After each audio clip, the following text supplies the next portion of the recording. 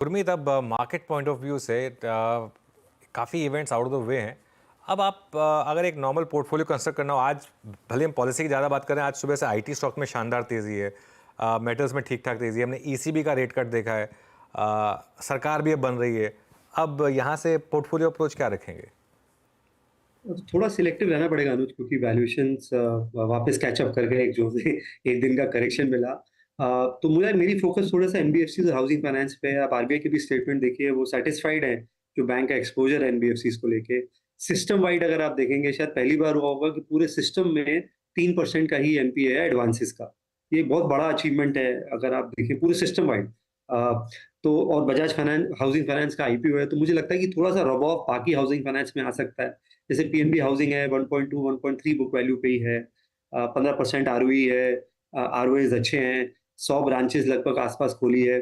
और capital adequacy उसकी 30% है। बजाज हाउसिंग का जिसका आईपीओ आ रहा है उसका 21-22% है। बजाज हाउसिंग का ऑब्वियसली रब ऑफ मुझे लगता है शायद बजाज फाइनेंस पे भी आए। तो थोड़ा मेरी एनबीएफसी पे नजर है कि उन्होंने इतना पार्टिसिपेट नहीं किया है, जैसे मैंने पहले भी बोला। और ग्रेजुअली कॉस्ट ऑफ फंड्स कम होगा।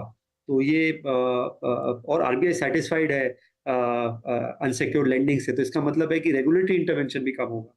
दूसरा, जैसे इसी मैंने पर आने वाली थी गुरमीत, जो स्पेसिफिकली उन्होंने कहा है कि अनसिक्योर्ड लोन एक्शन जो नवंबर पिछले साल लिया गया था, डेटा सजेस्ट कर रहा है मॉडरेशन। अच्छा, एक डेटा पॉइंट मैं आप लोगों के सामने रखना चाहती हूँ, स्पेशली अगर आप क्रेडिट कार्ड डेटा देखें। अप्रैल में करीब 20% तक की ग्रोथ दिखा, पहले 20% तक की ग्रोथ दिखा रहा था, अप्रैल तक ये 17% पर आ गया है, यानी कि वहां पर 3% का करेक्शन देखने को मिला है। आई एम अज्यूमिंग जून के महीने तक वो और कमी देखने को मिली होगी। तो क्या ये क्लियर सिग्नल है कि शायद एनबीएफसी पर इस तरह का और कड़ा एक्शन नहीं देखने को मिलेगा? आप देखिए, बजाज फाइनेंस, श्रीराम फाइनेंस, इन दोनों ही स्टॉक्स में इंटरेस्ट बनने लगा है तेजी की तरफ। तो ये क्या रीडिंग ऑन द वॉल है कि शायद और खराब एक्शन इन कंपनियों के अगेंस्ट नहीं आएगा? 100% मेरा ये मानना है। और इसमें जो वेल रन एनबीएफसीज हैं, जैसे बड़े में आपका चोला है, बजाज है, पूना वाला बहुत अच्छा कर रहा है। पोस्ट जो मर्जर हुआ मैग्ना के साथ, फिनकॉप के साथ। तो और कुछ एक छोटी एनबीएफसी है जिन्होंने कैपिटल रेस किया है। आपको ये देखना है कि जैसे यूग्रो है, उसने करीबन 1300 करोड़ के आसपास कैपिटल रेस किया। वेल कैपिटलाइज है अगले 3 साल के लिए। ज्यादातर वो माइक्रो लैब करते हैं, और वो 16-14 से 18-20% वाले सेगमेंट में ज़्यादा है। तो क्रेडिट कॉस्ट भी जो है वो कंट्रोल में रहता है 1.5-2% के। तो यहाँ पे मुझे लगता है ईपीएस 2-2.5x हो सकता है अगले 2-3 साल में। उन्होंने कभी फिनटेक भी एक्वायर किया। हाउसिंग फाइनेंस पे मैंने चर्चा करी, बहुत सबड्यूड रहा है, चाहे होम फर्स्ट रहा हो, पीएनबी हाउसिंग रहा हो। तो ये स्पेस पे लेके हुए, तो ये स्पेस पे हम थोड़ा सा फोकस कर रहे हैं, क्योंकि ये थोड़ा सा लैगार्ड रहा है। और थोड़ा, जैसे मैंने आपको बोला, बाकी जो अनुज का सवाल था, हम थोड़ा वेस्ट मैनेजमेंट, वाटर मैनेजमेंट, जो थोड़े इन्वायरमेंटल कंसर्न्स हैं, और जिस तरीके से ग्रोथ हो रही है उसको हम निगलेक्ट नहीं कर सकते, वहां पे भी थोड़ा पोजीशन कर रहे हैं।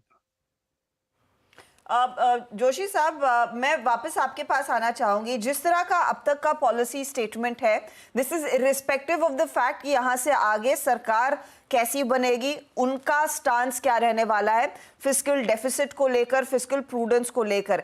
क्या वो एक रिस्क है जो शायद इस समय मेंशन वो कर नहीं सकते, लेकिन वो जहन में लेकर चल रहे हैं कि आगे चलकर सो कॉल्ड जो रूरल डिस्ट्रेस पर इतनी वार्ता हुई है पिछले 4-5 दिनों में, उसको अगर एड्रेस करना है इमीडिएट तौर पर, अगर एमएसपी बढ़ जाती है तो उसका क्या इम्प्लीकेशन रहेगा? देखिए, मुझे ये लगता है कि फिस्कल कंसोलिडेशन तो कंटिन्यू ही करेंगे, क्योंकि गवर्नमेंट ने फिस्कली कंजर्वेटिव ही रही है और उसी पाथ को फॉलो करेंगे। और अभी उनके पास एक एडिशनल कुशन है, जो आरबीआई का डिविडेंड था वो एक्सपेक्टेशन से ज्यादा है। तो उसको जो ओरिजिनल उनका पाथ था उससे उनके पास दो ऑप्शंस हैं, या तो वो डेफिसिट को और कम नीचे लाएं जो उनके प्रोजेक्शन थी, या फिर उसको थोड़ा स्पेंड करें। तो मुझे लगता है वो दोनों में बांटेंगे, और थोड़ा सा जिससे वो बैलेंस कर सके फिस्कल कंसोलिडेशन को स्पेंडिंग के साथ। तो मुझे अभी फिलहाल कोई फिस्कल कंसोलिडेशन के लिए खतरा नहीं दिखाई दे रहा है, और मुझे लगता है कि वो एक रिस्क इन्फ्लेशन के लिए नहीं बनेगा। और वैसे भी अभी कंजम्पशन डिमांड काफी इकोनॉमी में सप्रेस्ड है। ठीक है, अलग अलग कंट्रीज अलग अलग स्ट्रैटेजी फॉलो कर रही हैं, रीजंस भी अलग अलग हैं। इंडिया में कोर इन्फ्लेशन नहीं है प्रॉब्लम, पर यूएस और यूरोजोन में कोर इन्फ्लेशन प्रॉब्लम है। यूरोप फिर भी रेट काट रहा है क्योंकि ग्रोथ का कंसर्न है। तो जैसी डायनेमिक्स इमर्ज होके आएगी, वैसे ही I think the central bank उसमें एक्ट करेगा। फिस्कल एक इंपॉर्टेंट पाथ है, और अभी तक पिछले 10 सालों में कम से कम फिस्कल स्टांस गवर्नमेंट का एक मॉनेटरी पॉलिसी के लिए रिस्क नहीं बना है। दोनों बहुत ही कोऑर्डिनेटेड रही है और मुझे लगता है कि आगे चलते भी वैसे ही रहेगा। ये एक बड़ा इंपॉर्टेंट पॉइंट है क्योंकि इसी का डर कहीं ना कहीं मार्केट को भी रहा है, लेकिन आप कह रहे हैं कि वो एक रिस्क नहीं होगा। अब देख लेते हैं, कुछ ही दिन की बात है, वो सफाई आ जाएगी और of course July first week में जब बजट भी आ जाएगा उसमें भी साफ होगा कि फिस्कल डेफिसिट के टारगेट्स क्या उभर कर आ रहे हैं आने वाले समय के लिए। चलिए इस नोट पर एक लेंगे ब्रेक में जाते जाते एक बार निफ्टी बैंक जो 300 पॉइंट ऊपर है। चंदन, वेरी क्विकली मैं आपसे बजाज फाइनेंस, चोला जैसे स्टॉक्स पर एक कॉल लेना चाहूंगी। क्या इस घंटे आप कुछ नई तेजी के पक्ष में है या नहीं? बिल्कुल, देखिए दोनों ही काउंटर में एक मेजर प्राइस पैटर्न बना है। मैं सबसे पहले तो चोला फाइनेंस पर रिकमेंडेशन देना चाहूंगा। ओवरऑल यहाँ पे लॉन्ग की पोजीशन बनी हुई है और स्टॉक अपने मल्टीपल वीक के ब्रेकआउट पे है। आपको बताना चाहूंगा कि इसका जो लाइफ टाइम हाई है वो लगभग 1352 है और मौजूदा लेवल से जस्ट 5-7 रुपए ऊपर है। तो हल्का सा स्विंग आया तो 5-10% का रनअप यहाँ पे बनना चाहिए और कहीं ना कहीं वापस बीएफएसआई सेगमेंट में मोमेंटम बना है।